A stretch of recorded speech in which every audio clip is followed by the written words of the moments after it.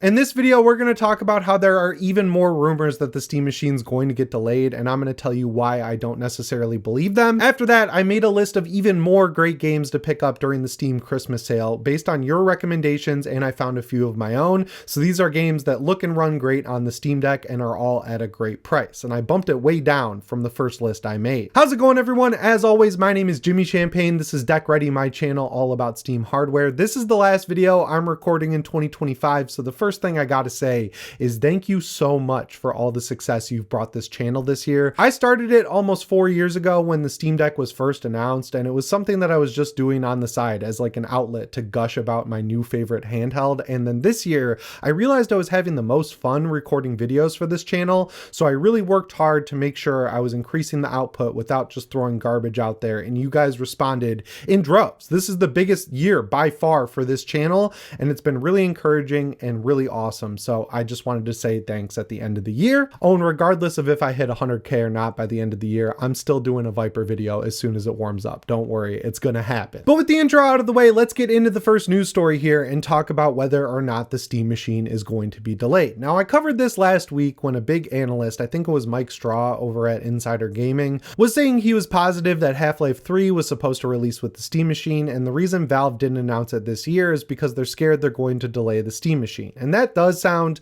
a little bit believable to me. It's not necessarily an actual launch title, because if it comes out with the Steam Machine, of course you're going to be able to play it on any gaming PC if you buy it through Steam. But like linking up the Steam Machine with Half-Life 3's launch is a good way to help out both the game and the console at launch to give people a game to play on their brand new device. So that line of thinking kind of makes sense when you take into account the whole memory shortage situation, right? Like Valve probably had a pretty low cost in mind for the Steam Machine, and then RAM and SSD prices shot through the roof thanks to AI data centers buying them up, and now they're at a point where they can either subsidize the console and take a loss on it until RAM prices stabilize, or if they do that and RAM prices never stabilize, they can launch at a lower price and then increase it later, or they can delay the launch and see how it goes and then make a price decision based on how history plays out. Another route that was presented that I don't think is really realistic is that Valve is going to sell this thing without RAM or an SSD. Like, I think it's definitely possible, right, for them to say, hey, you're buying most of the parts,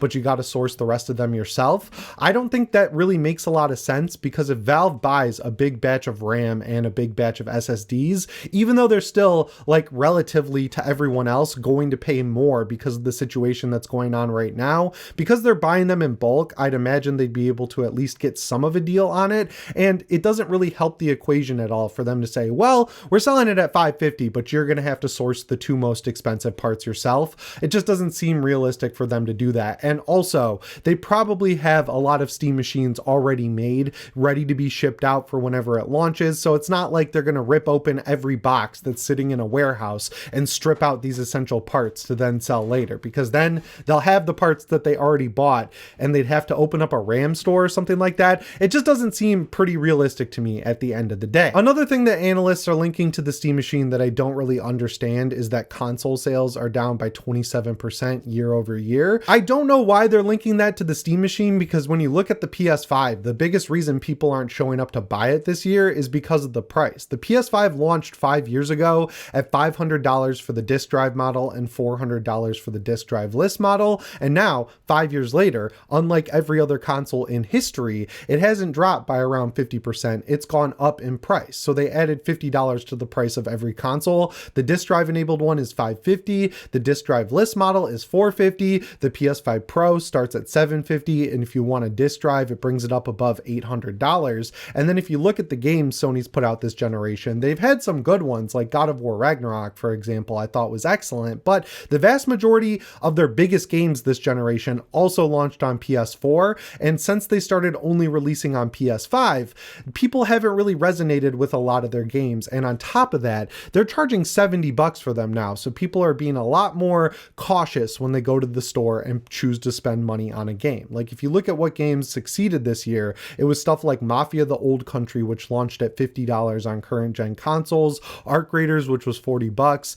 and then Battlefield 6, which was a return to form for the series, while Call of Duty was in its worst year ever. So like, even though Battlefield 6 was $70, it was more of an outlier based on the games people showed up to buy this year. Like even Elden Ring Night Reign, which I'm I'm pretty sure launched at $40 or $50. That sold extremely well because it was a good game sold at the correct price. So when you've got a situation where not only are games considered too expensive, but the console itself has gone up in price and people didn't really feel like it was worth it at $500 after a few years because, you know, it's the PS5, and for the past 4 generations, by this point in the life cycle, you'd expect it to be around $250 or $300. It makes sense why people aren't showing up to buy consoles at the stores for this holiday season. And it's weird to say that could affect the Steam Machine because the Steam Machine is not a console, right? Like, it's a PC that works like a console. You plug it into your TV, you turn it on with the controller, but it's running on Linux. It uses your Steam PC library. It has free online. It can use a browser that actually works. It can add any app you want, like Discord or Spotify or whatever you want at the end of the day. Like, you could get VacuumTube and get YouTube TV style YouTube on the thing because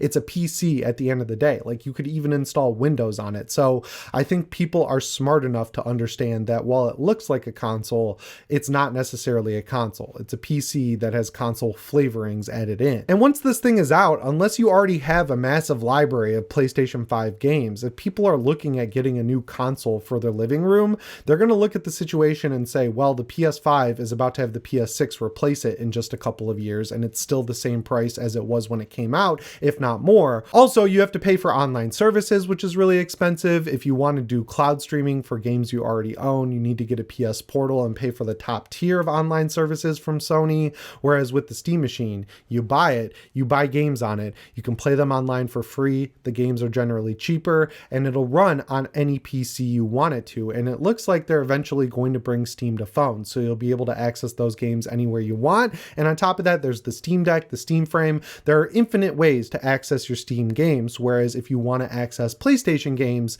you need a PlayStation 5. And the thing's not out yet. We don't know what the demand is. We don't know how many people are going to pre-order it. We don't know how many Valve has ready to go for launch, and we don't know what they're going to deem successful. But the big benefit they have is that they're launching with a mature storefront already out there in the world, and it's the preferred storefront on PC by a wide margin, basically, like the biggest margin you could imagine, to the point where they're a monopoly by default just by being the best. But trying to link the fact that people are buying less consoles to the Steam Machine selling poorly at launch, I think is crazy, considering that probably a lot of those people are not buying consoles because they're looking at investing in the PC ecosystem. Like, they see where the winds are going, they see the deals they can get on PC, and they just want to take advantage of that ecosystem. So for right now, I'm holding course. I'm feeling pretty good. I have no idea what the price is going to be. I'm still holding strong at between $500 and $700. I know that's a big range, but that's what I've said from the start, so I'm sticking with it. But speaking of great games, let's get into the second news story here and talk about more recommendations from the Steam Christmas sale. Ace Combat 7 is one of the best games I've played on the Steam Deck and in general. It's one of my all-time favorite games, and I can't believe I forgot to include it in the first list because it's on sale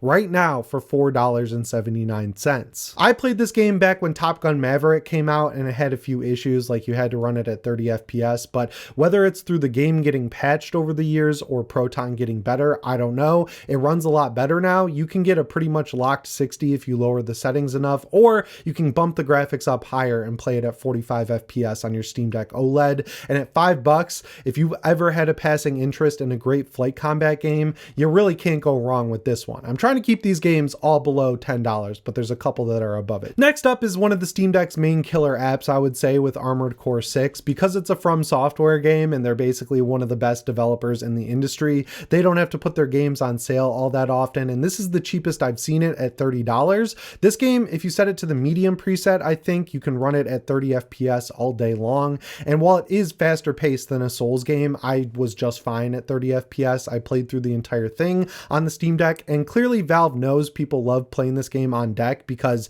every time they've advertised the deck since this game came out, it's one of the featured games. Dead Island 2 is a game that I played at launch and had a ton of fun with, and they've only improved it since it came out, and it's on sale for $5. I know I've recommended this game a lot since it released, but if you didn't pick it up the last few times it was on sale, this is by far the cheapest it's ever been. It is a massive improvement over the original Dead Island. The story is pretty decent. The map is awesome. The combat actually pulls a lot from Dying Light, and it might even be gorier than both Dying Light and Dying Light the Beast. If you can find some guns early on, I had a ton of fun killing the clown on the Santa Monica Pier, and this game looks and runs great on the Steam Deck. I think you can get 45 FPS at medium, but if you see some frame drops or stutters, just drop it to 30 and you'll be fine. A game that I've never recommended on this channel, which is crazy because it's one of my favorites, is the Dishonored Definitive Edition. I know Dishonored 2 has some issues on PC across the board, but the original Dishonored runs amazing and looks phenomenal because it uses the Source engine.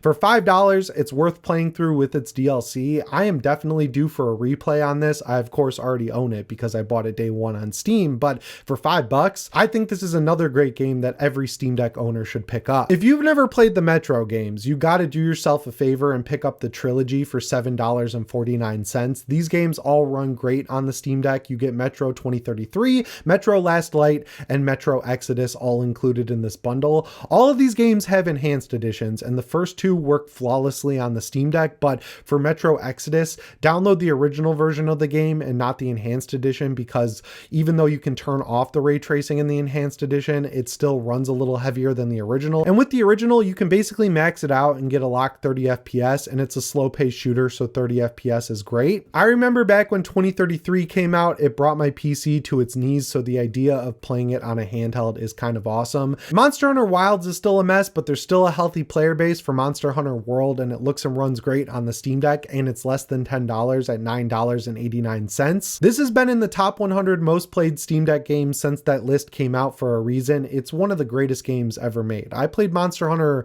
Freedom back in the day on PSP, then I played Monster Hunter Tri on my Nintendo 3DS, and then I took a break from the series, and then World came out and absolutely blew me away. It's the best-selling Capcom game ever for a reason. If you don't have this one, everyone who has a Steam Deck should definitely pick it up. If you're a longtime viewer of the channel, you know I'm a huge fan of Warhammer 40k Rogue Trader. I thought this game was incredible. It's basically Baldur's Gate 3 in the Warhammer universe. You're a rogue trader, so you get a big cathedral ship, you get a huge crew. Argenta is one of the best characters in gaming, period, and for $20, you're getting hundreds of hours of content here. You can also get the expansion pass and get a couple DLCs that are well worth it, and they just announced a second expansion pass that's going to have even more DLC, so make sure you grab this game while it's on sale because it looks and runs great on the Steam Deck. It has a graphics preset for the deck, and I loved it. If you were like me and somehow convinced your dad to let you buy Fear back in the day, you probably remember it as one of the greatest FPSs of all time with the whole bullet time thing and just like the absolute amount of gore that was in that game.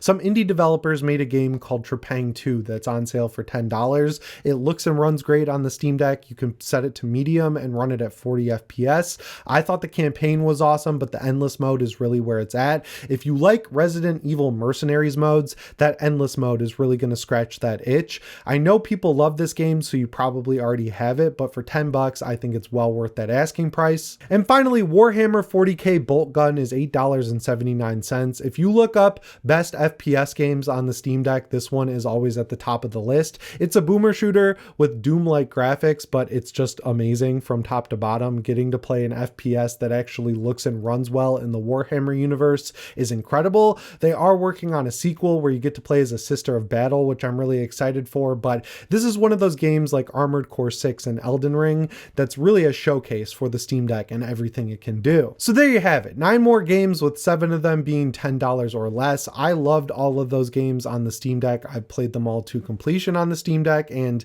even the ones like Armored Core 6 and Rogue Trader that are above $10 are well worth the asking price if you ask me. So if you've got some extra money to throw at the Steam Christmas sale, there's some great recommendations that you can't go wrong with. So yeah, that about brings me to the end of the video. Again, thank you so much for all the success you've brought me this year. I really genuinely appreciate it. And if you're new here, subscribe to the channel because you're getting in on the ground floor for something big. I think 2026 is going to be amazing between the Steam Machine, the Steam Frame, and hopefully SteamOS finally getting its full release, and even more SteamOS handhelds not made by Valve. I'm glad they're sticking with this hardware and this operating system because as someone who's played games my entire life, I've never been more excited to play games than I am right now, and it's all thanks to Valve, and of course thanks to you guys for giving me this great outlet to continue talking about it. Anyway guys, that's all I've got for you in today's video. As always, my name is Jimmy Champagne. I'll see you in the next one. Merry Christmas, Happy New Year, and shape on.